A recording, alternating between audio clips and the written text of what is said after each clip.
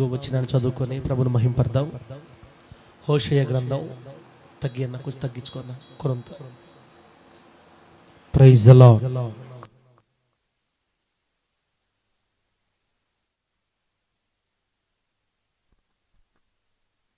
Praise the Lord. అది ఒక్క sound పెట్టిన పైన మైక్ సౌండ్ పెట్టి mic sound. Praise the Lord. Hallelujah hallelujah. హోషేయ గ్రంథం 2వ అధ్యాయం చదువుతాలే 14వ వచనం చదువుతాం. 2:14. పిమ్మట దానిని ఆకర్షించి అరణ్యములోనికి కొనిపోయి అక్కడ దానితో నేను ప్రేమగా మాటలాడుదును. పిమ్మట దానిని ఆకర్షించి అరణ్యములోనికి కొనిపోయి అక్కడ దానితో నేను ప్రేమగా మాటలాడుదును. చదివిన వాక్యాన్ని మనకు అర్థమగునట్లుగా దేవుడు బోధిస్తూ ఉండగా వాక్యానుసారంగా బ్రతికే కృప దేవుడు మనందరికీ అనుగ్రహించి వర్ధిల్ల చేయును గాక. పైదన్న తగ్గించు కొంచెం. Okay, praise the lord. చాలా బిడ్డలారా, మనం చదివినటువంటి వాక్య భాగాన్ని మనం ధ్యానం చేస్తే ఇక్కడ రాయబడిన మాట, నేను అరణ్యములోనికి నేను మొదట దానిని ఆకర్షిస్తాను అని. దానిని అని రాసినప్పుడు ఆ దానిని అంటే ఎవరు, ఏమిటి అంటే ఇజ్రాయేలు జాతి అని అర్థం. ఇది ఎవరి గురించి దేవుడు రాయించాడంటే బబులోను చెరలోనికి పోవడానికి సిద్ధపడుతున్న బబులోను చెరలోనికి పోవడానికి సిద్ధపడుతున్నటువంటి ఇజ్రాయేలు జాతిని గురించి మాట్లాడుతున్నాడు. అప్పటికి వాళ్ళు ఇంకా చెరలోనికి వెళ్ళలేదు. ఇక కొద్ది సంవత్సరాలకి బబులోని చెరలోనికి వెళ్తారు. ఉత్తర రాజ్యంలోని ఇజ్రాయేలులేమో అష్షూరు చెరలోనికి వెళ్తారు. ఇజ్రాయేలు చేసినటువంటి హేయ కార్యాలను బట్టి, విగ్రహారాధనను బట్టి దేవుడు వాళ్ళని బబులోని చెరకి, అష్షూరు చెరకు అప్పగించేశాడు. ఆ చెరలోనికి వాళ్ళు వెళ్ళే ముందు మాట్లాడుతున్నాడు, కొద్ది కాలానికి వీళ్ళు చెరకు వెళ్ళిపోతారు, మొత్తాన్ని ఊడ్చేస్తా నేను. ఆ మహాభయంకరమైన ప్రాంతాలకు వెళ్ళి వీళ్ళు బానిసలుగా 70 సంవత్సరాలు జీవిస్తారు. ఆ తర్వాత 70 ఏళ్ల తర్వాత నేను మరలా నా ప్రజల మీద జాలి చేసుకొని నేను దానిని ఆకర్షిస్తాను. దానిని ఆకర్షించి అరణ్యములోనికి వారిని కొనిపోయి నేను దానితో అక్కడ ప్రేమగా మాట్లాడతానని. అంటే 70 సంవత్సరాలు మూలుగులతో బాధల కేకలతో ఆ బబులోను ప్రాంతాల్లో ఇజ్రాయెల్ ప్రజలందరూ మొరపెడతా ఉంటే వారి మరణ ఆలకించిన దేవుడు 70 సంవత్సరాల తర్వాత తిరిగి మరలా వారిని కోరేషు రాజు గారి పరిపాలనలో మరలా ఇజ్రాయెల్ దేశానికి వాళ్ళని తీసుకొచ్చే విధానం గురించి మాట్లాడుతున్నాడు అనమాట ఇక్కడ ప్రవచన మూలంగా. అది సందర్భం, కాంటెక్స్ట్, సందర్భం అదనమాట. ఈ ప్రేమగా ఆకర్షించి అరణ్యంలో తీసుకుపోయి అక్కడ నేను ప్రేమగా మాట్లాడతాను అన్న సందర్భం యొక్క ఆ మాట యొక్క సందర్భం ఇది. ప్రవక్త ద్వారా దేవుడు ఇజ్రాయెల్కి జరగబోతున్నటువంటి ఆ భయంకరమైన శాపాన్ని దాంట్లో నుంచి మరలా వారిని విడిపించి తీసుకొస్తానని దేవుడు ఇక్కడ వాగ్దాన రూపకంగా లేదా ప్రవచన రూపకంగా మాట్లాడుతున్నాడు. దేవుని నామానికి మహిమ కలుగునుగాక. అయితే మన పాయింట్ ఏంటంటే మనకి సందర్భ సహితంగా కాదు, దాన్ని మనం లిటరల్గా తీసుకొని ఆలోచించేద్దాం. ఇక్కడ దేవుడు అరణ్యములోనికి తోడుకొని పోతానని చెప్పాడు. అక్కడ అరణ్యంలో నేను ప్రేమగా మాట్లాడతానని చెప్పాడు. అరణ్యములో నేను ప్రేమగా మాట్లాడతాను అని రాయబడింది. దేవుడు ఒక వ్యక్తితో అరణ్యంలో ప్రేమగా మాట్లాడతాడంట. అందుకే ఈ అనుభవాన్ని ఏమంటారంటే అరణ్యపు అనుభవం అంటారు. ఈ సబ్జెక్ట్కి మనం ఏం రాసుకోవాలంటే అరణ్యపు అనుభవములోని ఆశీర్వాదాలు అని రాసుకోవాలి. అంశం పేరు రాసుకోవాలనుకుంటే అరణ్యపు అనుభవంలోని ఆశీర్వాదాలు. దేవుడు తన ప్రజలని అరణ్యం కొనిపోతాడు. అరణ్యములో కొనిపోయి అక్కడ వారితో ప్రేమగా మాట్లాడతాడు. అరణ్యములో ప్రజలతోటి ప్రేమగా మాట్లాడతాడు. ఈ అరణ్యం అంటే ఏందయ్యా నాయన, నువ్వు మాకు కరెక్ట్గా అర్థం చెప్పవు. నువ్వు దేవుడు అరణ్యంలోకి మనుషుని తీసుకుపోతాడు, అక్కడ ప్రేమగా మాట్లాడటం ఏంటి అంటే సూటిగా సుత్తి లేకుండా ఒకటే మాటలో చెప్పాలంటే అరణ్యపు అనుభవములో దేవుడు తన ప్రజలతో ప్రేమగా మాట్లాడతాడు. అరణ్యపు అనుభవంలో దేవుడు తన ప్రజలతో ముచ్చటిస్తాడు. అరణ్యపు అనుభవం అంటే అరణ్యములో వెళ్ళి అరణ్యముల్లో దేవుడితో మాట్లాడటం అంటే ఒకటే మాట బిడ్డలారా, లోకానికి దూరంగా లోక బంధాలకు దూరంగా, లోకంలో ఉన్న మనుషులకు దూరంగా వెళ్ళి 4 గోడల మధ్యలో తలుపేసుకొని రూములోకి వెళ్ళి లోకాన్ని, లోక పరిస్థితి అన్నిటిని మర్చిపోయి అన్నిటిని తెంచుకొని దేవునితో గడిపే ఆ ఒంటరి సమయం, ఏకాంత సమయం, ఈ ఏకాంత గడియల్ని, దేవునితో గడుపుతున్నటువంటి ఈ ఏకాంత గడియల్ని లోకానికి, లోక బంధాలకు దూరంగా జరిగి ఎటువంటి ఆటంకాలు, ప్రార్థనకి ఎటువంటి ఆటంకాలు ఎదురుకాని పరిస్థితుల్లోకి వెళ్ళి దేవుణ్ణి కలుసుకునే చోటు, ఏకాంతంగా దేవుణ్ణి కలుసుకునే చోటునే అరణ్య అనుభవం అంటారు. అరణ్యం అంటే మనుషులు ఎవరూ లేని చోటు అని అర్థం పెట్టలేరా? ఇప్పుడు మేమంటే పురుషులు అంటే అరణ్యంలోకి వెళ్తాం, ఊరు బయటికి వెళ్ళి అక్కడ ఏకాంత ప్రార్థనకి వెళ్తాం. చాప తీసుకొని పోయామంటే పొలాల్లో ఎక్కడో ఒక మూల ఒక చెట్టు కింద వేసుకొని ప్రార్థన చేసుకొని వస్తాం. మరి స్త్రీల సంగతి, స్త్రీలు ఏ అరణ్యంలోకి వెళ్ళాలా? దీవెనక్క ఉండవా? తాటే దీని పోయి ఉండవా? చెప్పు. ఉండు దీవెనక్క, ఏడే ఉండు దీవెనక్క, ఏడే మా అక్క ఏడే ఉందంట. స్త్రీలు అరణ్యం గడబోతారు, పురుషులు సరే పోతారు అనుకో ఊరు బయట, ఊరు అవతల ఎక్కడైనా ఒక కాలనీ అంటున్నా పొలాల్లోకి, పుట్టల్లోకి, చెట్టల్లోకి ప్రార్థన చేసుకొని వస్తాం. స్త్రీల సంగతే. కాబట్టి ఇప్పుడు అసలు అరణ్యాలు కూడా కొట్టి ఇప్పుడు మొత్తం ఎక్కడదక్కడ చదువు చేసి ఇల్లు కడతా ఉన్నారు. ఇప్పుడు ఇంకా అరణ్యాలు ఎక్కడ దొరుకుతాయి? అరణ్యం అంటే ఇంక బయటికి పోయే సమస్య లేదు. మొత్తం పనులు పూర్తి చేసుకొని గదిలోకి వెళ్ళి తలుపేసుకొని కూర్చుంటే దేవుడితో, ఇక మనల్ని ఎవరు కదిలించకుండా దేవునితో గడపడానికి మనల్ని మనం ప్రతిష్ఠించుకొని ఆయన పాదాల దగ్గర కలుసుకునే చోటుని అరణ్యం అంటారు. మనుషులు మనల్ని కదిలించకుండా ఏర్పాట్లు చేసుకొని ప్రభు దగ్గరికి వెళ్ళి కూర్చోవడాన్ని అరణ్యపు అనుభవం అంటారు. దేవునికి స్తోత్రం కలుగునుగాక. బైబిల్ గ్రంథంలో ఈ అరణ్యపు అనుభవాన్ని గురించి చాలా దగ్గర రాయబడి ఉంది. ఈ అరణ్యపు అనుభవంలో ఎన్నో ఆశీర్వాదాలు దాగున్నాయి. ఈ అరణ్యపు అనుభవంలో గొప్ప గొప్ప ఆశీర్వాదాలు దాగున్నాయి. బిడ్డలారా, బైబిల్లో కొన్ని విషయాలు మీకు గుర్తు చేయాలంటే, కొన్ని విషయాలు మీకు గుర్తు చేయాలంటే చాలామంది బైబిల్లో దేవునితో ఆత్మీయంగా ఒంటరిగా గడిపారు దేవునితో. ఏకాంత ప్రార్థనకు అలవాటు పడిన ప్రార్థనా వీరులు బైబిల్లో చాలామంది ఉన్నారు. దేవునితో ఒంటరిగా కలుసుకోవాలి, ఒంటరిగా వెళ్ళిపోవాలి దేవుడి దగ్గరికి, ఒంటరిగా వెళ్ళిపోయి ఆయన పాదాల మీద పడిపోవాలి. ఇక వాళ్ళు వచ్చి నా ప్రార్థన అంటారేమో, వీళ్ళు వచ్చి నా ప్రార్థన అంటారేమో, నేనేమన్నా చెబితే ఇవన్నీ ఉండకూడదు. మనుషులు మనల్ని డిస్టర్బెన్స్ చేయనంత దూరం వెళ్ళిపోవాలా. అది మీరు ఎలా చేస్తారో నాకు సంబంధం లేదు. అదే మీరు 4 గంటలకు లేచారంటే ఇంట్లో ఉండే వాళ్ళందరూ ఫోన్లు చూసి నిద్రపోతుంటారు, ఇంకా లేదు ఎవరు కూడా. అట్లాంటి టైంలో నువ్వు దేవుడి దగ్గర కూర్చొని హృదయపూర్వకంగా ప్రశాంతంగా మాట్లాడవచ్చు దేవుడితోటి. ప్రభువుకి మహిమ కలుగును గాక. కొన్ని విషయాలు చెబితే మీకు అర్థమవుతుంది. ముందుకు వెళితే లోకాసు వార్త 4వ అధ్యాయంలో 1-2 వచ్చిన చదువుతలే. లోకాసు వార్త 4వ అధ్యాయం 1-2 వాక్యాలు చదువు. అక్కడ అరణ్యం గురించి రాయబడింది. యేసుక్రీస్తు వారు పరిశుద్ధాత్మ పూర్ణుడై యోర్దాను నది అంటే బాప్తిస్మం పొంది తిరిగి వచ్చి 40 రోజులు ఆత్మచేత అరణ్యములోనికి, అక్కడ మనం గుర్తుపెట్టుకోవాలి, అరణ్యములోనికి నడిపించబడి, అది అపవాది చేత శోధించబడ్డానికి ఆయన ఆత్మ ద్వారా 40 రోజులు అరణ్యములోకి వెళ్ళిపోయాడు. ఇప్పుడు 14 వచ్చిన చదువుతా, 14 వచ్చిన 14. అప్పుడు యేసు ఆత్మ బలముతో గలిలయకు తిరిగి వెళ్ళాను. దేవునికి స్తోత్రం కలుగును గాక. ఒకసారి అందరూ హల్లెలూయా అనండి. ఉండారా? ఉంటే హల్లెలూయా ఇంకోసారి గట్టి చెప్పు. చాలేవా అన్నారా? హల్లెలూయా అన్నారా? హల్లెలూయా అన్నారు. ముందు అరణ్యము అంటే ఒంటరి ప్రార్థన, దేవుని కలుసుకునే చోటు, ఒంటరిగా దేవుని కలుసుకునే చోటు. ఇప్పుడు మనం చదివింది ఎవరి గురించి అంటే యేసుక్రీస్తు వారి గురించి చదివాం. మన ప్రభు అయిన యేసుక్రీస్తు వారు యోర్దాను నదిలో బాప్తిసం పొందిన తర్వాత పరిశుద్ధాత్మ దేవుడు యేసు ప్రభు వారిని అరణ్యములోనికి తీసుకుపోయాడంట. మనుషుల్లోకి,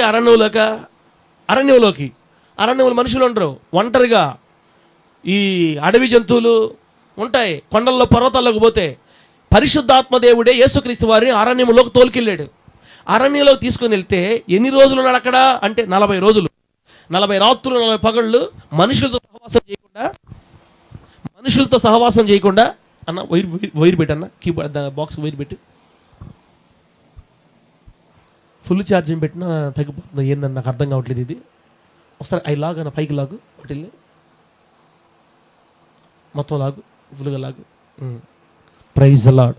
అక్కడ నిలబడి అన్న, బిడ్డలారా, మనం చదివిన వాక్య భాగంలో యేసుక్రీస్తు వారు అరణ్యంలోనికి వెళ్ళాడు 40 రోజులు. ఈ 40 రోజుల అరణ్యంలో ఏం చేస్తున్నాడు? ప్రార్థన చేస్తున్నాడు అని రాయబడింది. యేసుక్రీస్తు వారు ప్రార్థనలో దేవునితో మాట్లాడుతున్నాడు. అంత మాత్రమే కాదు, యేసుక్రీస్తు వారిని సాతాను శోధిస్తున్నాడు అని రాయబడింది. 40 రోజుల తర్వాత సాతాను శోధించడం ప్రారంభించాడు. 40 రోజులు ఆయన నీళ్లు తాగలేదు, అన్నం తినలేదట. 40 రోజులు ఏం రాలేదు, నీళ్లు తాగలేదు, అన్నం తినలేదు.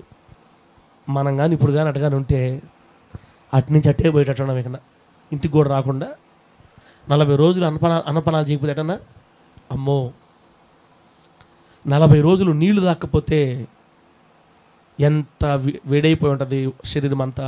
ఆహారం లేకపోతే ఈ శరీరం ఎంత క్షీణించిపోయి ఉంటుందో. 40 రోజులు ఒక వ్యక్తికి అన్నం నీళ్లు ఇవ్వకపోతే ఆ వ్యక్తి ఎట్లయిపోతాడో ఊహించుకోండి. యేసుక్రీస్తు అంత బలహీన పడిపోయాడు. అక్కడ అన్నం పెట్టే వాళ్ళు ఎవరు ఉండరు ఆయనకి. ఆయన మనుషులు లేని చోటుకి వెళ్ళిపోయాడు. ప్రార్థన ప్రార్థన ప్రార్థన. దేవుని తండ్రితో మాట్లాడుతున్నాడు, తండ్రితో ప్రార్థన చేస్తాడు. ఒక పక్క వీడు శోధిస్తున్నాడు. ఇలా సాతాను శోధనని జయించడానికి ఆత్మదేవుడే యేసుక్రీస్తు వారిని అరణ్యంలో కొనిపోయాడు.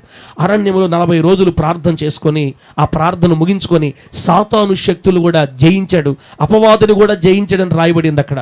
ఇప్పుడు అక్కడ మనం చదివితే అరణ్యములోనికి వెళ్ళడం వల్ల యేసుక్రీస్తు వారికి వచ్చిన మేలు ఏందయ్యా?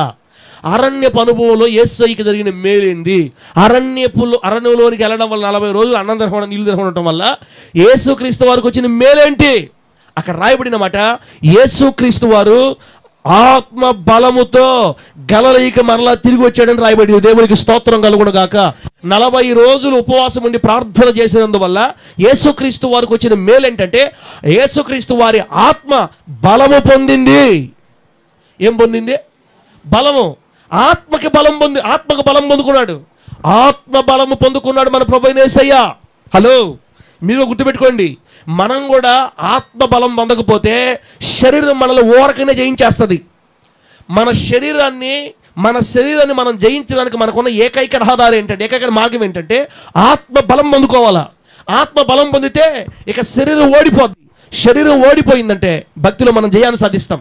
ఇక పడిపోవడం ఉండదు, ఇక జారిపోవడం ఉండదు, ఇక తిరగబట్ట ఉండదు, ఇక ఇబ్బంది పట్ట ఉండదు. అన్న స్విచ్ బోర్డు లాగున్నావు ఆల్రెడీ. తీసుకో ఆగిపోతుంది పొంద. ఎప్పుడైతే ఆత్మ బలం పొందుకుంటుందో మనం ఇక లోకంలోకి ఇక పడిపోవడం ఉండదు. లోకంలో అవకాశాల్లో పడిపోవడం ఉండదు. ఇష్టానుసారంగా విచ్చలవిడి కార్యక్రమాలు కొంతమంది చూడండి, ప్రార్థన చేసుకుంటానే ఉంటారు, సినిమాలు చూస్తూనే ఉంటారు, ప్రార్థన చేసుకుంటారు, బూతులు మాట్లాడుతుంటారు, చర్చిలకు వస్తూ ఉంటారు, వడ్డీ వ్యాపారాలు చేస్తాం, చర్చికి వస్తూ ఉంటారు, అపవిత్రమైన కార్యాలు చేస్తాం, చర్చికి వస్తూ ఉంటారు, ఇష్ట ప్రకారం చేస్తూ ఉంటారు. ఏమైంది అంటే వీళ్ళు భక్తి చేస్తాం అనుకుంటారు కానీ భక్తి చేయరు. వీళ్ళు భక్తిలో లేరు, వీళ్ళు జారిపోయారు, వీళ్ళు పడిపోయారు. కారణం ఏంటంటే వీళ్ళ ఆత్మ బలం పోయింది. ఆత్మకు బలం లేదు కాబట్టి శరీర క్రియలు పెచ్చిరిల్లిపోతున్నాయి. ఆత్మ బలం లేదు కాబట్టి శరీర క్రియలు పెచ్చిరిల్లిపోతున్నాయి. కాబట్టి బిడ్డలారా, మీకు విషయం అర్థం అవ్వాలి. ఇప్పుడు అరణ్యపు అనుభవంలోని ఆశీర్వాదాలలో మొదటి ఆశీర్వాదం, అరణ్యంలో మనం గడపడం వల్ల మనకు వచ్చే మొట్టమొదటి ఆశీర్వాదం ఏంటంటే ఆత్మ బలము పొందుకుంటాం. దేవునికి స్తోత్రం కలుగును గాక.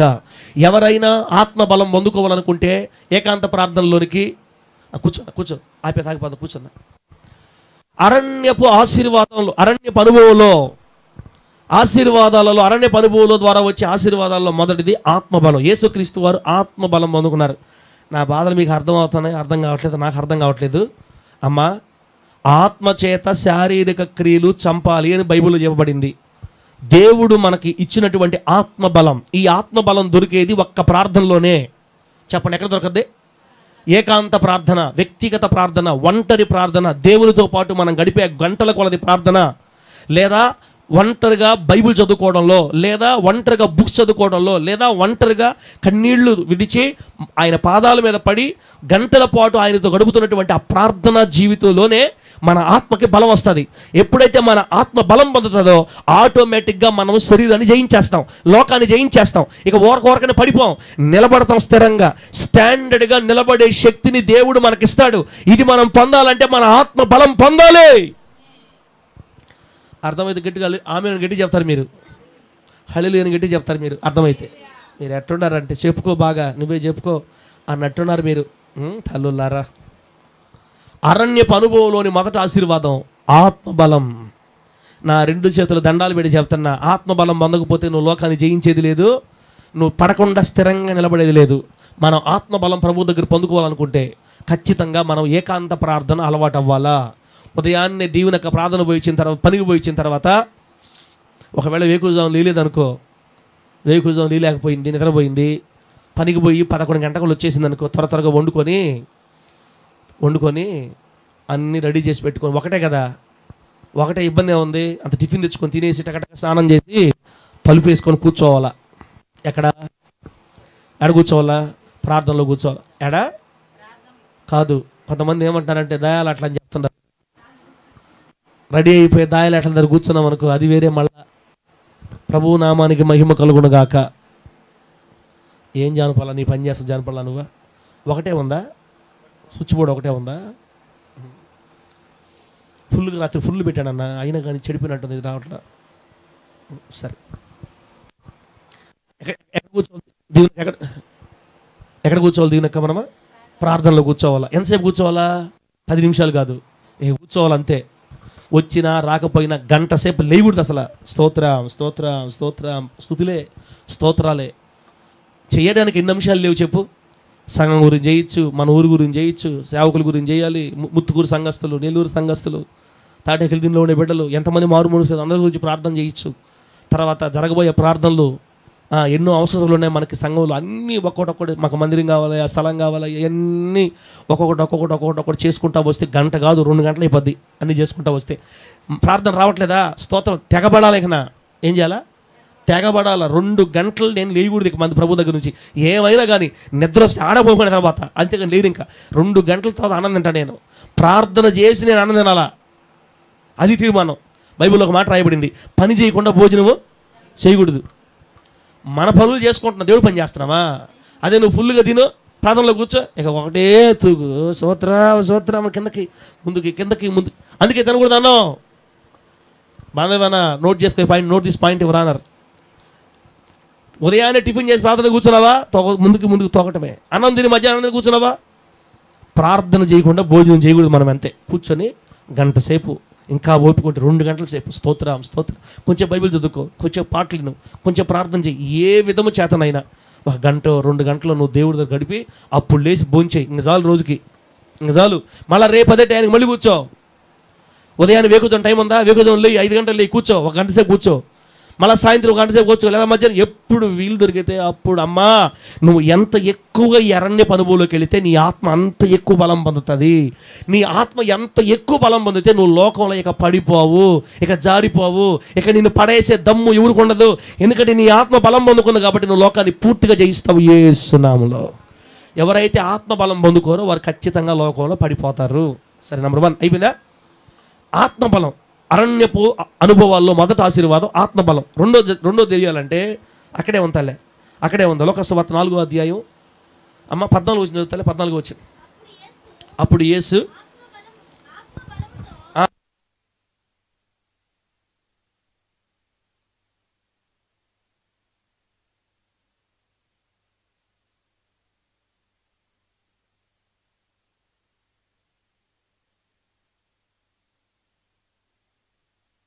ఒక్క వచనంలోనే 3 ఆశీర్వాదాలు ఉన్నాయి. అరణ్యపు అనుభవంలో వచ్చే 3 ఆశీర్వాదాలు ఆ ఒక్క వచనంలోనే ఉన్నాయి. ఒకటి ఆత్మ బలం అయిపోయింది. రెండోది అక్కడ ఏం రాయబడిందంటే అమ్మ, యేసుక్రీస్తుని వారిని గూర్చిన సమాచారం అన్ని దిశల, నలుదిశల, అన్ని వైపులా వ్యాపించిందని రాయబడింది. అక్కడ ఉందన్న వాక్యంలో. ఆయనను గూర్చిన కీర్తి, ఆయనను గూర్చిన సమాచారం అన్ని దిక్కులా వ్యాపించింది. యేసుక్రీస్తు వారిని గూర్చిన సంగతి అన్ని దిశలకు వ్యాపించిందంట. హోలీ జడ్జి మినిస్ట్రీస్ని గూర్చిన వార్త అన్ని దిక్కులకు వ్యాపించాలంటే హోలీ జడ్జి ప్రార్థనా మందిరంలో ఉండే విశ్వాసాలు అందరూ ఏం చేయాలా? అరణ్యంలోకి పోవాలా, ప్రార్థన చేయాలా. నువ్వు ప్రార్థన చేసావనుకో, నిన్ను గూర్చిన పేరు, నిన్ను గూర్చిన సంగతి అందరూ ఊరంతా, మీ ఊరంతా తెలుస్తుంది, మీ వీధులన్నీ తెలుస్తాయి, మీ ఏరియా అంతా తెలుస్తుంది. ఫలానా ప్రార్థన పరాలు, అమ్మో అక్క చాలా మంచిది, ఆ చెల్లెలు చాలా మంచిది, ఆ బిడ్డ చాలా మంచిది, ప్రార్థన పర. అసలు క్రైస్తువులు ఎంతోమంది చూసాం కానీ ఇట్లాంటి క్రైస్తవులు చూడలేదు. ఎవరి జోలికి రారు. ఆ ప్రార్థన జీవితం ఏంటి, అసలు ఆ మాటలు ఏంటి నాయన, అసలు ఆమెను ఏమైనా అన్న మన కలిసి రాదు, ఆమె జోలికి పోకూడదు. కొంతమంది ఇలా నిన్ను గౌరవిస్తారు, నిన్ను గూర్చి ఊరంతా తెలుస్తుంది. ఒకవేళ నీకు వ్యతిరేకంగా ఎవరైనా లేచారా, వాళ్ళ పొళ్ళు రాళ్ళు కొడతాడు దేవుడు. ఆ సంగతి ఊరో తెలుస్తుంది. ఓరే నాయన, ఆ మనిషి జోలికి పోతే దేవుడు ఒప్పుకోవట్లేదు, ఆమె జోలికి మనం వెళ్ళకూడదు అని నిన్ను గూర్చిన సమాచారం ఊరంతా తెలిసేటట్టుగా, ఆ దశలంతా తెలిసేటట్టుగా దేవుడు చేస్తాడంట. ప్రభువుకు మహిమ కలుగును గాక. అంటే దీని అర్థం ఏంటంటే మన కీర్తి చుట్టుపక్కల వ్యాపిస్తుంది. ఎక్కడికి వెళితే ఈ ఆశీర్వాదం మనకు దొరుకుతుంది? అరణ్యంలోనికి వెళితే. ఏడకి వెళ్తే సుసన్నమ్మ ఉండవు తల్లే, ఏడకి వెళితే అరణ్యంలోనికి వెళితే ఈ ఆశీర్వాదం మనకు తెలుస్తుంది. చూసారా, ఒంటరి ప్రార్థనలు ఎంత ఆశీర్వాదం ఉందో, ఏకాంత ప్రార్థనలు ఎంత ఆశీర్వాదం చూడండి. గదిలోనికి వెళ్ళి తలుపు వేసి ప్రార్థన చేసుకుంటే ఎంత ఆశీర్వాదమో. మన డబ్బాలు మనం కొట్టుకోబల్లే, మనం ప్రార్థన చేస్తుంటే మన గురించి ఊరంతా మాట్లాడుకునేటట్టు దేవుడు చేస్తాడు. ఇది ఒక్కరోజు 2 రోజులు ప్రార్థనగా ఇస్తారక్క. కంటిన్యూగా చేయాలా, క్రమంగా చేయాలా. పని చేస్తేనే భోజనం చేయాలా.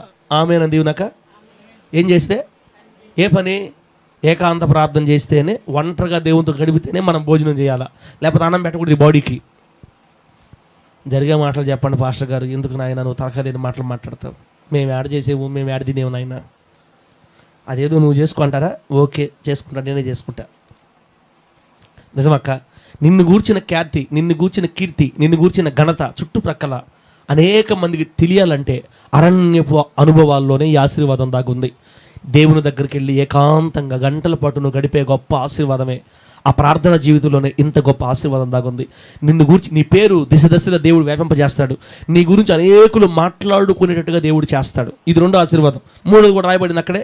అది యేసుక్రీస్తు వారికి అందరి దగ్గర ఘనత దొరికి, అందరిలో ఘనత నొందిన వాడై అనుంది. ఉందా లేదా మాట? బాంధవన్నా, యేసుక్రీస్తు వారు అందరిలో ఘనత నొందిన వాడై అంటే అరణ్యపు అనుభవంలో అందరి దగ్గర మనకు ఘనత దొరుకుతుంది. అందరూ మనల్ని మెచ్చుకుంటారు, అందరూ మనల్ని పొగడతారు, అందరూ మనల్ని ఘనులుగా మాట్లాడుకుంటారు, మన గురించి గొప్పగా మాట్లాడతారు. దేనివల్ల? డబ్బు ఉండటం వల్ల కాదు, ఉద్యోగాలు ఉండటం వల్ల కాదు, ఆస్తులు ఉండటం వల్ల కాదు. ప్రార్థనా జీవితంలో నేను ఎక్కువ ఎదిగితే మన గురించి అందరూ గొప్పగా మాట్లాడుకుంటారు. అందరిలో ఘనత నొందిన వాడై.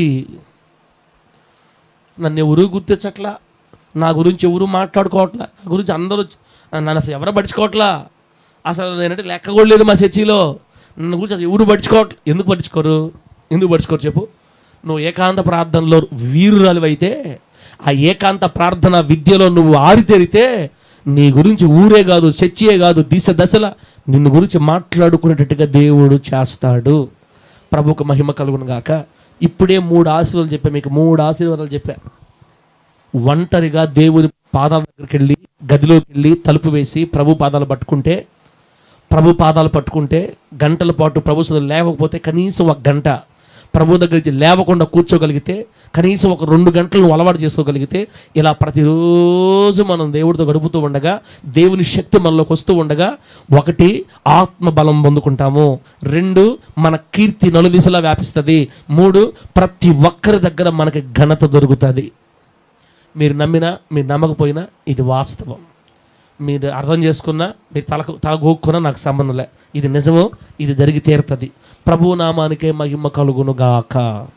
ఇప్పుడు 4వ ఆశీర్వాదం చూడండి. 4వ ఆశీర్వాదం అరణ్యపు అనుభవంలో 4వ ఆశీర్వాదం లోకాసు వార్త 3వ అధ్యాయం. అక్కడే లోకాసు వార్త 3వ అధ్యాయం 2వ వచనం చదివితే, లోకాసు వార్త 3వ అధ్యాయం 2 చూతలే. అన్నయు కయపయు ప్రధాన యాజకులుగా ఉన్న కాలమున అదిగో అరణ్యములో ఉన్న జకర్యా కుమారుడైన యోహాను నొద్దకు దేవుని వాక్యము వచ్చెను. దేవునికి స్తోత్రం కలుగును గాక. అన్నయు కయపయు ప్రధాన యాజకులుగా ఉన్నారు ఊర్లో. ప్రధాన యాజకులు అంటే మందిరంలో పరిచయం చేసేవాళ్ళు. సొలొమోను గారు కట్టిన మందిరంలో అన్న కయప పాస్టర్లుగా ప్రధాన యాజకులుగా పనిచేస్తున్నారు. నిజానికి వాళ్ళ దగ్గర వాక్యం ఉండాలా, పాస్టర్ల దగ్గర వాక్యం ఉండాలి, ప్రధాన యాజకుల దగ్గర వాక్యం ఉండాలి. కానీ పరలోకంలో ఉన్న దేవుని వాక్యం ఎక్కడికి వచ్చిందంటే అరణ్యములో ఉన్న జకర్యా కుమారుడైన బాప్తిసమిచ్చి యోహాను వద్దకి వాక్యం వచ్చింది. దేవుని వాక్యం అతని వద్దకు వచ్చింది. దేవునికి స్తోత్రం కలుగును గాక. యోహాను గారు ఎక్కడ ఉన్నారు? అరణ్యంలో ఉన్నారా, ఊర్లో ఉన్నారా? అరణ్యంలో ఉన్నాడు. అడవి చెట్ల మధ్య ఉన్నాడు. అడవి మిడతలు తేనె అన్నం తింటున్నాడు. బట్టలు సరైన బట్టలు, ఒంటి రోమలు వస్త్రాలు వేసుకో ఉన్నాడు ఆయన. ఊరు వదిలిపెట్టి, మనుషులు వదిలిపెట్టి, నాకు కూడా వీలుగా దొరికితే నేను కూడా ఊరు వదిలిపెట్టి వెళ్ళిపోనిపిస్తుందమ్మా నాకు. ఆదివారం ఒక్కపూట అడవిలోంచి బయటకు వచ్చి నీకు వాక్యం చెప్పి మళ్ళీ అడవిలోకి వెళ్ళిపోదాం అనిపిస్తుంది. దగ్గర ఎక్కడైనా ఉంటే చూడక్క, ఇస్తారక్క. ఈ ముత్తుకూరు పక్కన కానీ సరేపల్లి పక్కన కానీ అడవి ఉండాలి, మనుషులు ఉండకూడదు. మళ్ళీ బట్టలు కూడా అవసరంలే, నేను కూడా ఏదో ఒకటి దుప్పటి ఏదో ఒకటి తెచ్చుకొని పైన వేసుకొని వెళ్ళిపోయేది అడవిలో పడి. ఆదివారం ఒక్కపూట మీకోసం మళ్ళీ ఆ అడవి దాటుకొని ఊరిలోకి వచ్చి మీ అందరికి వాక్యం చెప్పి మళ్ళీ వెళ్ళిపోయేటట్టుగా ఉండి చూడండి అమ్మా, ఎంత ఆశీర్వాదం చూడండి. దేవుని వాక్యం. సలోమక్క వింటున్నావు? సలోమక్క చూడు, సలోమక్క కోవూరు పక్కన ఆడని అడవి దొరికితే చూడు. దేవుని వాక్యం అరణ్యములో ఉన్న యోహాను వద్దకు వచ్చింది. అరణ్యం అని చెప్పాను కదా, దేవుని పాదాల దగ్గర ఎక్కువసేపు కూర్చోవటం, దేవుని పాదాల దగ్గర పుస్తకం చదువుకోవటం, దేవుని పాదాల దగ్గర వాక్యం చదువుకోవటం, దేవుని పాదాల దగ్గర కన్నీళ్ళతో ప్రార్థన చేసుకోవటం. చెల్లిలా, నీ జీవితంలో గొప్ప గొప్ప కార్యాలు నువ్వు కళ్ళతో చూడాలనుకుంటే ఎక్కువ కాలం నువ్వు దేవుని పాదాల దగ్గర గడపాలా. నువ్వు ఎంత ఎక్కువగా దేవుని పాదాల దగ్గర గడుపుతావో అంత ఎక్కువ దేవుని శక్తిని నువ్వు పొందుకుంటావు. దైవజనులు ఎక్కువగా దేవుని పాదాల దగ్గర గడపకపోతే దేవుని వాక్యం వాళ్ళ దగ్గర రాదు. అది సేవకులకి వాక్యం దొరకాలంటే ఎక్కువగా దేవుని పాదాల దగ్గర కూర్చోవాలా. విశ్వాసులకు దేవుని వాక్యం దొరకాలంటే ఎక్కువ దేవుని పాదాల దగ్గర కూర్చోవాలా. మీకు విషయం తెలుసా? కీర్తనల గ్రంథం 1వ అధ్యాయము మనందరం కనుక చదివామనుకోండి, మనందరం ఒక రకంగా అర్థమవుద్ది. కీర్తనల గ్రంథం 1వ అధ్యాయం 1వ కీర్తన మనందరూ ఇప్పుడు చదివామనుకో మనందరికి ఒక రకంగా అర్థమవుద్ది. కానీ కొన్ని నెలల పాటు దేవుని పదాల దగ్గర గంటల కొలది గడిపే వ్యక్తి కానీ ఆ 1వ కీర్తన చదివితే మనకంటే ఎక్కువ అర్థాలు అర్థమవుతాయి వాళ్ళకి. బైబిల్ ఏం రాయబడింది తెలుసా? దేవా, నీ ధర్మశాస్త్రములో ఆశ్చర్యకరమైన సంగతులు చూచినట్లు నా కళ్ళు తెరువు అని చేశాడు దావీదు గారి ప్రార్థన. మీకు మనం పైన చదివితే మనకు కొన్ని విషయాలు అర్థమవుతాయి, అదే వచనాల్లో అదే పదాల్లో ఇంకా లోతైన అర్థాలు దాగుంటాయి. బైబిల్ అనేది సంపదల గని, బైబిల్ అనేది సముద్రం. చెప్పండి, ఏంది ఇది? ఏందా చెప్పు మర్యాదగా, ఏంది ఇది? సముద్రం.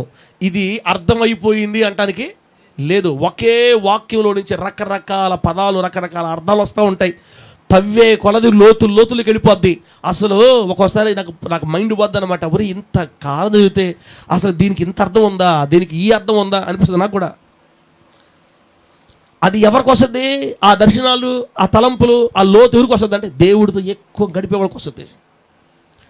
పొగులు పూట ఉదయాన్నే ఒక 10 నిమిషాలు ప్రార్థన చేసుకొని మళ్ళీ సాయంత్రం 10 నిమిషాలు ప్రార్థన చేసుకునే వాళ్ళకి జీవితాంతం ఆ యెహోవా నా కాపరి, నాకు తప్ప నువ్వు ఎవరు లేరు అనే పదాలు తప్ప ఇంకేం లేదు వాక్యాలు. ఆ యెహోవా నా కాపరి, నాకు తప్ప నువ్వు ఎవరు లేరు, పచ్చిక గల చోట్లు, శాంతి గల జలములు, గొర్రె, గిన్నె, నూనె, ఈ తప్ప ఇంకేం అర్థం కాదు. కాస్త లోతుల్లోకి వెళితే, దేవుని ఎక్కువ గడిపితే, ఎక్కువ ప్రార్థన చేసుకుంటే, దేవుని ఎక్కువ ప్రేమిస్తే, ఆయనతో ఎక్కువ సమయం గడిపితే అప్పుడు అదే వాక్యంలోంచి కొత్త కొత్త పదాలు, కొత్త కొత్త అర్థాలు మనకు వస్తాయంటమ్మా. పాస్టర్లకే కాదు, ఇది విశ్వాసులకు కూడా. దేవునితో ఎక్కువ గడిపే వాళ్ళకి, అరణ్య అనుభవంలో ఉండే వాళ్ళకి, వారి దగ్గరకే దేవుని వాక్యం వస్తుంది. ఆమె చెప్పండి గట్టిగా. నీ నోరు తెరిచి పక్కన వాళ్ళతో మాట్లాడేవంటే వాళ్ళు ఊరకనే పట్టబడిపోతారు. సరితమ్మ వాళ్ళ ఫ్రెండ్స్తో చెప్పింది, దేవుని వాక్యం చెప్పింది అనుకో, వాళ్ళు పనిచేసే దగ్గర, అమ్మాయి బైబిల్లో ఇలా రాయబడింది, ఈ పదం ఇట్లా అర్థము, నువ్వు ఇట్లా చేస్తున్నావు, ఇలా చేస్తే లాస్ట్ ఇట్లా నష్టపోతావు, నువ్వు అది ఆల్రెడీ బైబిల్లో ఉంది, ఎందుకు నీ జీవితాన్ని నాశనం చేసుకుంటావు, నా మాటిని అమ్మాయి అని వాళ్ళ ఫ్రెండ్కి చెప్పింది అనుకో, ప్రార్థనలో ఉండి దేవుడితో గడపతా ఆ మాట చెప్పింది కాబట్టి ఆ మాట శక్తివంతంగా ఆ అమ్మాయిలో పనిచేస్తుంది. అదే ప్రార్థన చేయకుండా, బగ్గి లేకుండా, ప్రార్థన లేకుండా నిద్రపోతా, తింటూ నిద్రపోవటం వీళ్ళు చెప్పారనుకో దేవుని మాటలు, ఒక్కరిలో కూడా ఆ మాటలు పనిచేయు. అరణ్యపు అనుభవంలో ఉండే వాళ్ళ దగ్గరికి దేవుని వాక్యం వస్తుంది. ఆమె చెప్పండి గట్టిగా. కొత్త కొత్త సంగతులు అర్థమవుతాయి, కొత్త కొత్త విషయాలు అర్థమవుతాయి. దేవుడు వాక్యం నేర్పిస్తాడు, మనకి అనేక విషయాలు తెలియజేస్తాడు, మన కళ్ళు తెరుస్తాడు, నేత్రాలు తెరుస్తాడు, గొప్ప గొప్ప సంగతులు నేర్పిస్తాడు మనకి. అరణ్యపు అనుభవంలో మనకు వాక్యం దొరకతుంది యేసు నామములో. అర్థమైతే గట్టిగా హల్లెలూయా చెప్పు గట్టిగా. 4 చెప్పే ఇప్పుడు చక్కగా చెప్పండి. ఫస్ట్ ఏంది? నెంబర్ 1, అరణ్యపు అనుభవంలో ఉండే వాళ్ళకి ఆత్మబలం దొరుకుతుంది. 2, అరణ్యపు అనుభవంలో ఉండేవాళ్ళు వాళ్ళ కీర్తి నలు దిశలా వ్యాపిస్తుంది. 3, వాళ్ళు అందరిలో ఘనత పొందుతారు. 4, వారి దగ్గరికే దేవుని వాక్యం వస్తుంది, వాళ్ళకే దేవుని వాక్యం అంతది. అయిపోయిందా? 5వది ప్రార్థన చేసుకుందాం. ఇంకా 5వది ప్రకటన గ్రంథం 1వ అధ్యాయం 9వ వచనం తీయండి. ప్రకటన గ్రంథం 1వ అధ్యాయం 9వ వచనం చదువుతలే.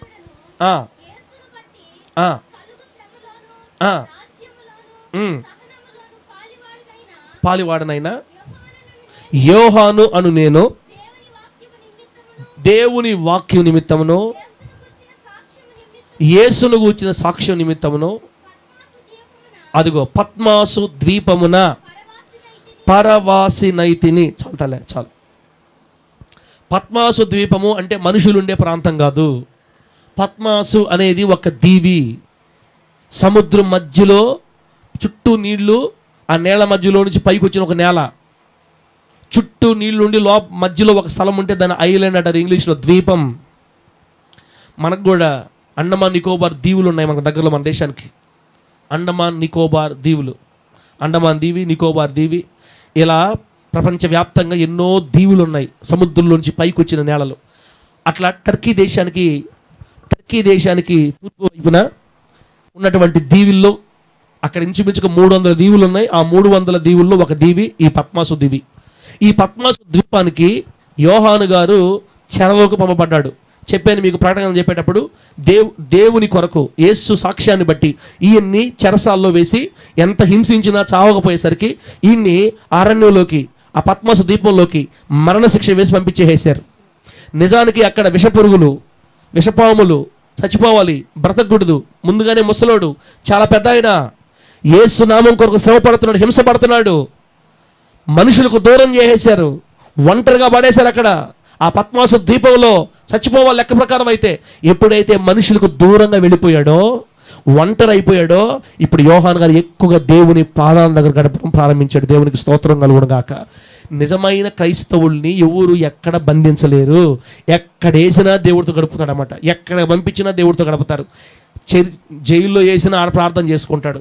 ఊరు చివరి పంపించేసినా, ఊర్లో నుంచి బయటికి పంపించినా ఆడ ప్రార్థన చేసుకుంటాడు. జైల్లో ప్రార్థన చేసుకుంటాడు. క్రైస్తవుడు ఎక్కడ బంధించలేరు క్రైస్తవుడిని. కష్టాల్లో, శ్రమల్లో, నిందల్లో, అవమానాలు ఎక్కడికైనా పంపి దేవునితో గడపడం మాత్రం మర్చిపోడండి.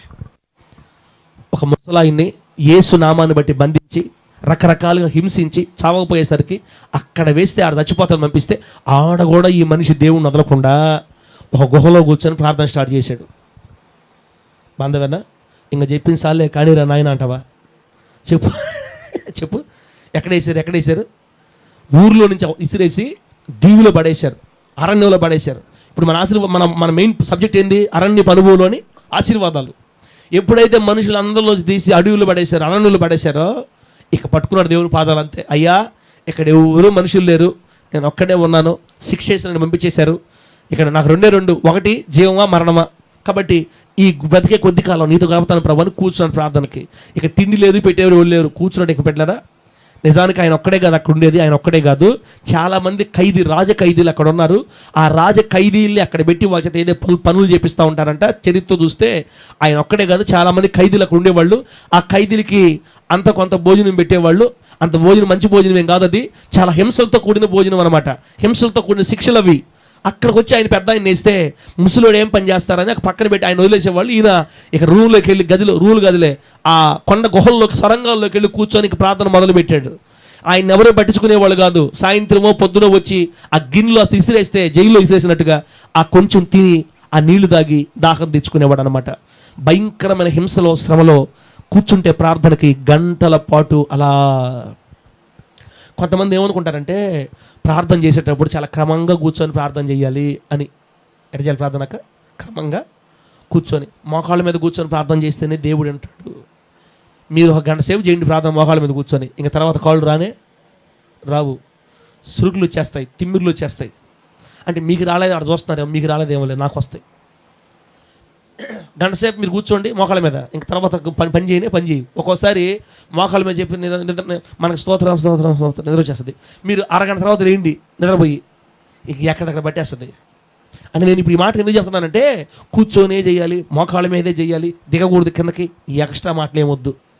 మీరు పడుకొని చేసినా కూడా దేవుడు అంటాడు. అంతే, మనకు ప్రార్థన చేయాలా?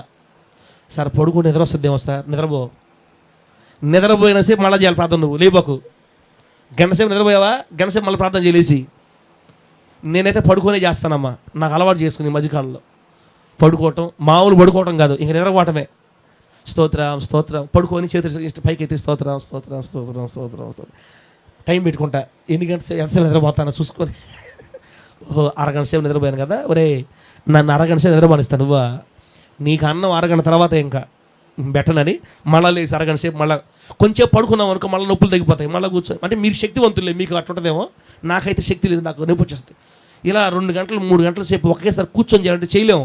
కొంచెం నిలబడి చేయాలి, కొంచెం నడస్తా చేయాలి, కొంచెం కూర్చొని చేయాలి, కొంచెం పడుకొని చేయాలి, కొంచెం వాలుకొని చేయాలి, కొంచెం మోకాళ్ళు మంచం మీద మోకాళ్ళు నుంచి వదిలిపెట్టుకొని చేయాలి. ఎట్టా తెలీదు, ఎట్ట చేస్తావో తెలీదు. గంటల పాటు దేవుని పాదాల దగ్గర గడపటం అలవాటు చేసుకోవాలా.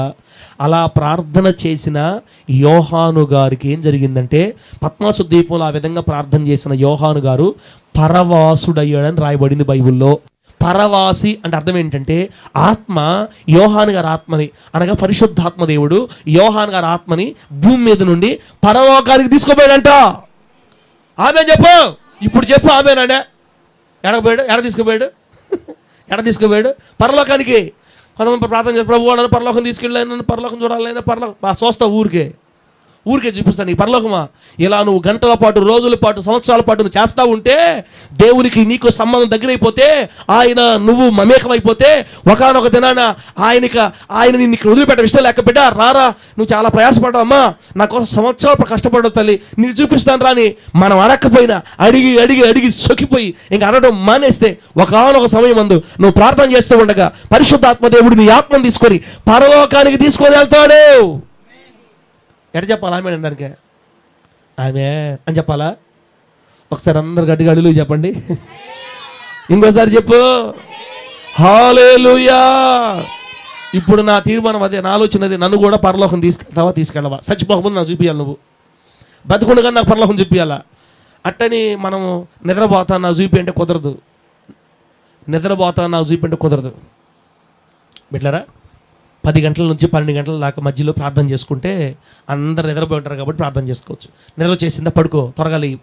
లేదా నీ ఇష్టం, నేను టైం చెప్పనమ్మా, ఎలా చేస్తావో, ఎక్కడ చేస్తావో, నీకు ఎక్కడ టైం దొరక. ఇప్పుడు మా బిడ్డలు పని చేసుకునేవాళ్ళు ఉదయాన్నే 7 గంటలకల్లా ఆఫీస్కి పోవాలి, పనులకు పోవాలి వాళ్ళు. మళ్ళీ వచ్చేసరికి ఎంత పడుతుందా? సాయంత్రం 8 గంటలకు తీస్తారు పనిలో నుంచి, 7 అయిపోద్ది. ఉదయాన్నే 7 గంటలకు పోయి మళ్ళీ సాయంత్రం 7 గంటలకు దిగుతారు. ఇంకేం చేస్తారు మనలాగా? అందుకని పడుకునే ముందు ఒక గంట సేపు ప్రార్థన చేసుకోవాలా, మళ్ళీ వేకువజాము ముందుగా లేసి ఒక గంట సేపు ప్రార్థన చేసుకోవాలా. వారికి ఉన్న టైంలోనే దేవునితో గడపడం అలవాటు చేసుకోవాలా. ఇళ్లలో ఉండే ఆడవాళ్ళకి ఎంత మంచి టైం చెప్పండి. యోహాను గారిలాగా మనం ఎక్కువగా దేవుడితో గడిపితే మనం పరలోకం పోతామే నా తల్లులారా.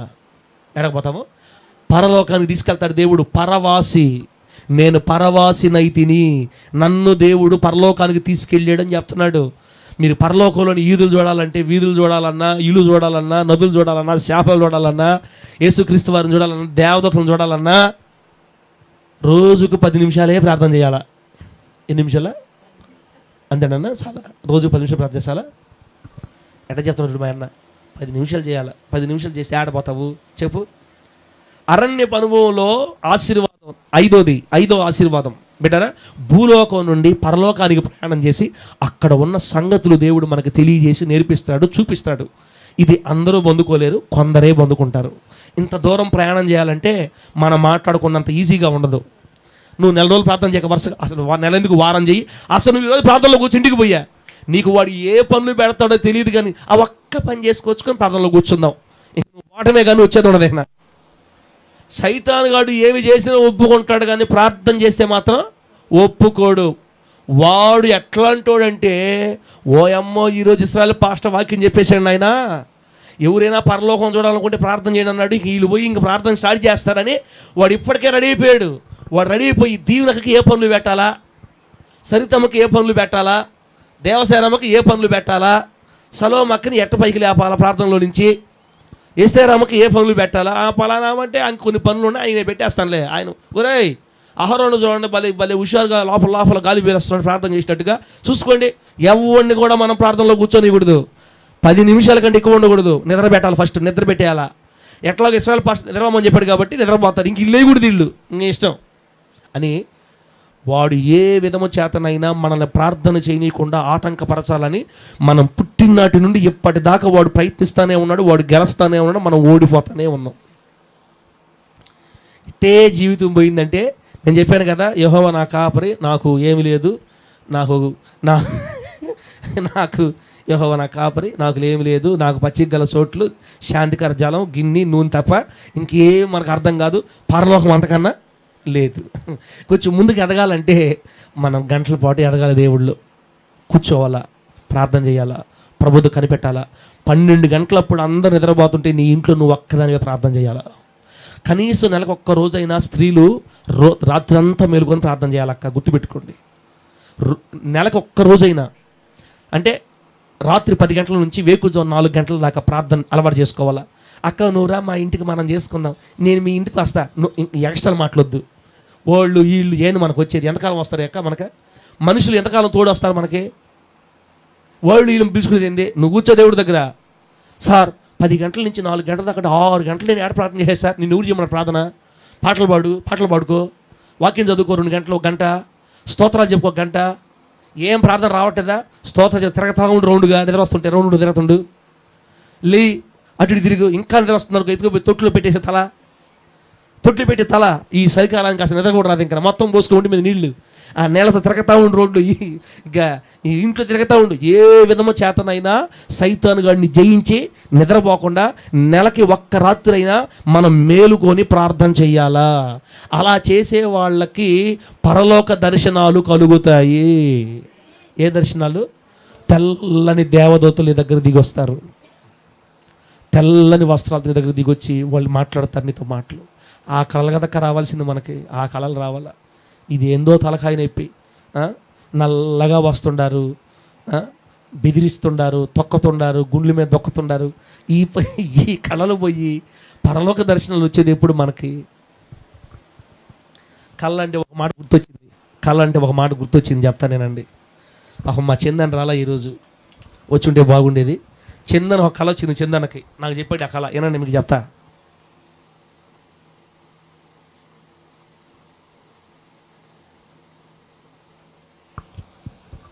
ఇంతవరకు నేను చెప్పింది అర్థమైతే హల్లెలూయా అని చెప్పండి అమ్మా. అమ్మ హల్లెలూయా అంటున్నారా, సాల్లే అంటున్నారు, నాకు అర్థం కావట్లేదు. మళ్ళీ ఇంకోసారి చెప్పు, హల్లెలూయా. చందనకు ఒక కళ వచ్చింది, చందనకి 2 రోజుల క్రితం నాకు ఫోన్ చేశాడు, పాస్టర్ గారు ఒక కళ వచ్చింది నాకు. ఏం కళ వచ్చిందన్న? సార్ ఒక మంచి ధనవంతుడు మన చర్చికి వచ్చాడు, మామూలు ధనవంతుడు కాదు, పెద్ద ఉన్నోళ్ళు ఆయన, పెద్ద పెద్ద కార్లు ఉన్నాయి ఆయనకి. అనా ఏందని ఇట్లా కళ కూడా వస్తాయి నీకు అనుకున్నా మనసులో. ఒక పెద్ద ధనవంతుడు వచ్చాడంట మన చర్చికి, మారు మనసు పొందాడంట, ప్రభువుని తెలుసుకున్నాడంట. మనకు చర్చి లేదని మాట్లాడుకుంటుంటే ఆ మాటలు ఆయన విన్నాడంట. ఎవరిన్నారు? ఆ ధనవంతుడు విన్నాడంట. ఇని నన్ను, చందనని, తిమోతన్ని, కొంతమంది యవనస్తులు అందరిని తీసుకున్నాడు, రమ్మని చెప్పాడంట మనల్ని అందరినీ. మనం అందరం పోయామంట అక్కడికి. బాగా అనుకున్నాడంట, నేరుగా తీసుకుపోయి 3 ఫ్లోర్లు బిల్డింగ్ ముందు ఆపాయంట మనల్ని. ఎన్ని ఫ్లోర్లు? 3 ఫ్లోర్లు బిల్డింగ్, 100 అంకణాలు ఉంటుందంట స్థలం, 100 అంకణాల స్థలం, 100 అంకణాల స్థలం, 3 ఫ్లోర్లు కట్టున్నారంట. స్లాబ్ వేస్తున్నారు, గోడలు కట్టున్నారు, కొన్నిటికి గోడలు కట్టలేదంట. పాస్టర్ గారు, ఈ 100 అంకణాల స్థలము నాది, ఈ 3 బిల్డింగులు నాయి, మీరు ప్రార్థన లేదు, మందిరం లేదు, చర్చి లేదు అంటున్నారు కాబట్టి నా స్థలాన్ని నేను దేవుని మందిరికి ఇచ్చేస్తున్నాను. చప్పట్లు కొట్ల మీరు బా ఆయన నా తండ్రి యేసయ్యా, గట్టిగా కొట్టే దేవుడికి స్తోత్రం కలుగును గాక. ఆమేన్. జరిగినా జరగకపోయినా కలకైనా మనం సపోర్ట్ కొట్టాలా. ఎక్కడ సపోర్ట్ వచ్చింది, ఎక్కడ కాలది, దానికోసం మనం ప్రార్థన చేసేది. ప్రభువా ఒక స్థలం కావాలి, మందిరం కావాలి అని. నాకు ఆ కళ చెప్పగానే నేను ఇంకా గాల్లో తేలిపోయి, అటు తేలి ఇటు తేలి, ఆడకెగిరి ఏడకెగిరి, ఆకాశంలో ఎగిరి, కొంచెంసేపు ఎగిరి కిందకు వచ్చా. ఏంది చందన నిజమేనా? అవును సార్, మామూలు లేదు సార్, పెద్ద స్థలం సార్, పెద్ద చర్చి సార్, పెద్ద బిల్డింగ్ సార్, అది 3 ఫ్లోర్లు సార్, మామూలు ఫ్లోర్. అన్నా అబద్ధం చెప్తున్నావు, నిజం చెప్తున్నావు, మాకు ఆశలు లేనిపోయిన ఆశలు పెడుతున్నావు నువ్వు.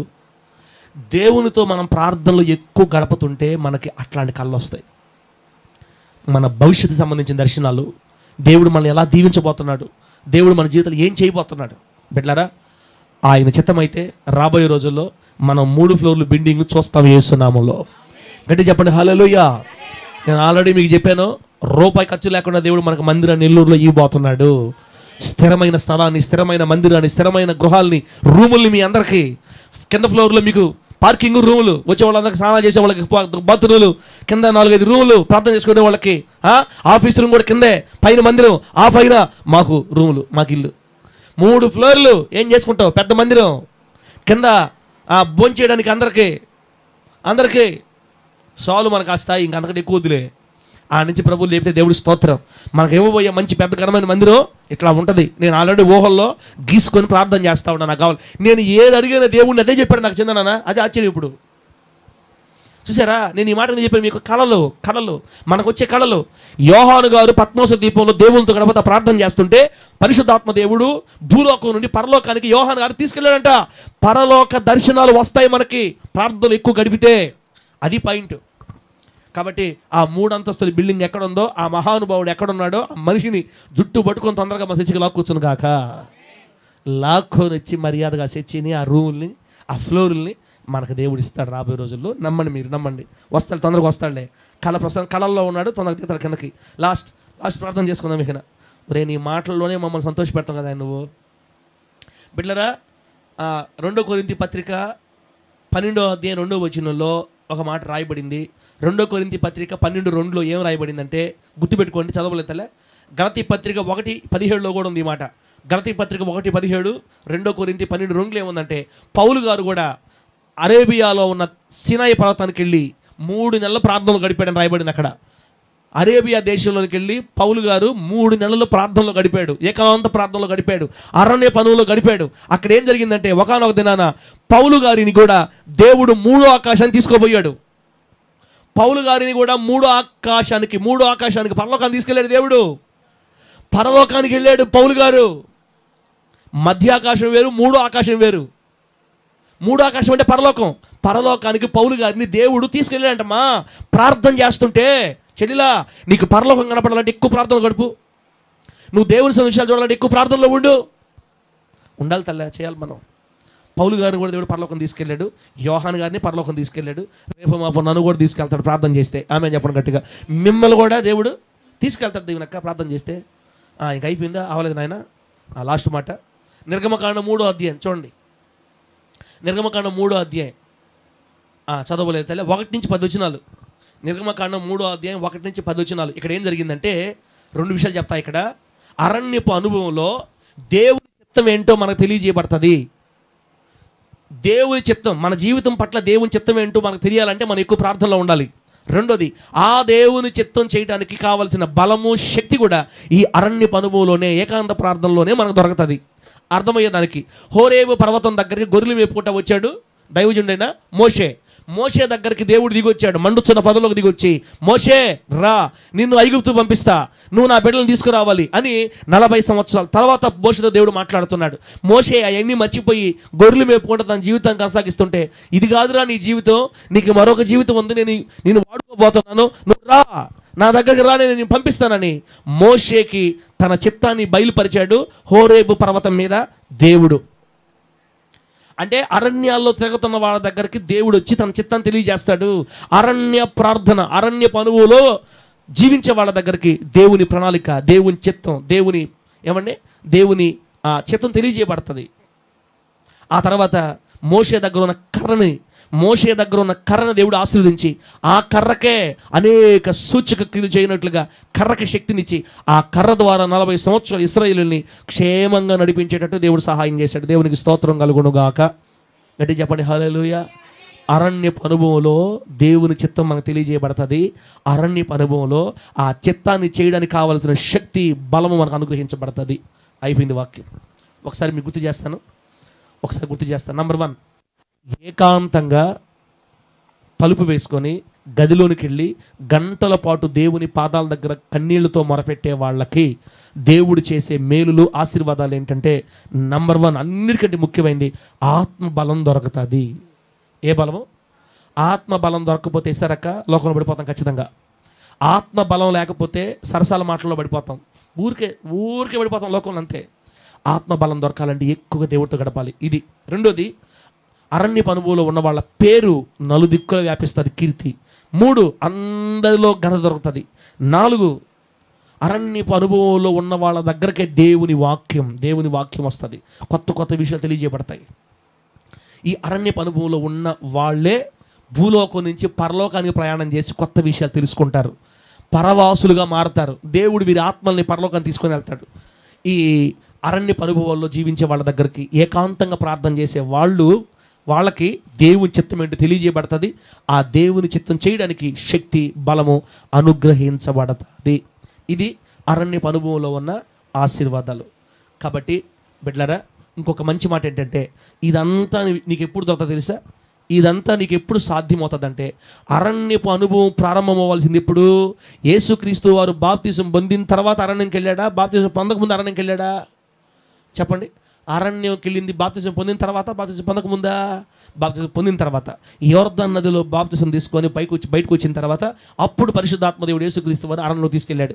అంటే బాప్తిసం పొందిన తర్వాత ఇవన్నీ మనకు జరుగుతాయి. బాప్తిసం లేకపోతే ఇవన్నీ మనం లోపలికి వెళ్ళలేం.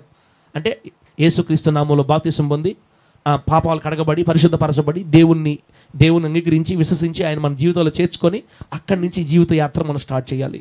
అంటే ఖచ్చితంగా మనం బాప్తిసం పొందాలి. మనం లేట్ చేయకూడదు. జీవితంలో మనం ఏది లేట్ చేసినా బాప్తిసం లేట్ చేయకూడదు. ప్రభు రక్తంలో కడగబడటం లేట్ చేయకూడదు అని అక్కడ రాయబడింది అనమాట. అందరూ మనం బాప్తిసం పొందాం అనుకుంటున్నాం. మనందరం బాప్తిసం పొందిన వాళ్ళమే. కాబట్టి మనందరికి ఇప్పుడు అందరికి అర్హత ఉంది. ఇక ఒకటే గురి, ఏకాంత ప్రార్థన, అరణ్యపు అనుభవం. ఖాళీ దొరికితే చెట్ట పుట్టలోకి పరిగెత్తాలా, అరణ్యంలోకి పరిగెత్తాలా. దయచేసి మీ ఊర్లో చూడండి, ఏడన్నా మంచి అడవిగాని ఉంటే, అంటే ఇంకెవరు మనుషులు రాకూడదు అనమాట. 10-15 కిలోమీటర్లు ఉండాలి లోపల. అట్టడుగాని ఉంటే నాకు చెప్పండి. నేను కూడా కొన్ని బట్టలు కుట్టించుకొని, యోహాన్ గారిలా కొన్ని బట్టలు కుట్టించుకొని అడవి వస్త్రాలు ధరించుకొని నుంచి అటు లోపలికి వెళ్ళిపోతాను.